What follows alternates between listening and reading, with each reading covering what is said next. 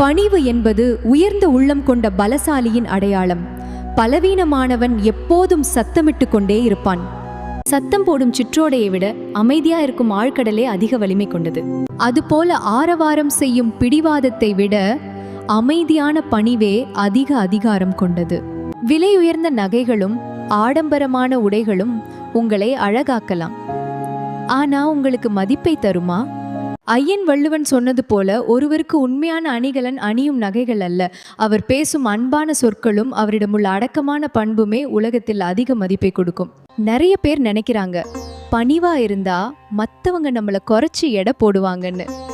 ஆனா உண்மை என்ன தெரியுமா? உண்மையான பலம் அமைதியான பணிவில்தான் உள்ளது. பணிவு என்பது ஒரு மனிதனை தாழ்த்துவதல்ல, மாறாக அவனை சிகரத்திற்கு உயர்த்துவது. பணிவே உங்கள் உண்மையான மகுடம். பணம் உன்கிட்ட இருக்கலாம், பதவி உன்கிட்ட வரலாம், அதிகாரம் உன் கையில் இருக்கலாம். இதெல்லாம் உன்னை ஒரு உயரத்துக்கு கொண்டு போகலாம். ஆனால் அந்த உயரத்தில் நீ நிலச்சி நிற்கணும்னா உனக்கு பணிவு கண்டிப்பாக வேணும்.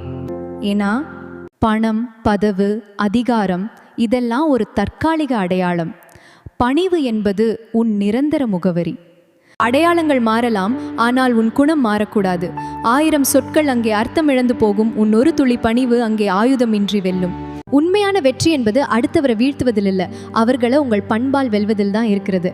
வெற்றி உன்னை உலகிற்கு அடையாளம் காட்டும், ஆனால் உன் பணிவு தான் உலகையே உனக்கு நண்பனாக்கும்.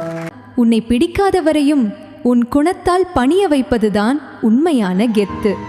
வாழ்க்கை பயணத்தில் நிமிர்ந்து நிற்பதை விட எங்கே வளைந்து கொடுக்க வேண்டும் என்ற அறிவால் உங்களை உயர்த்தி, பணிவால் உங்களை அழகாக்கிக் கொள்ளுங்கள்.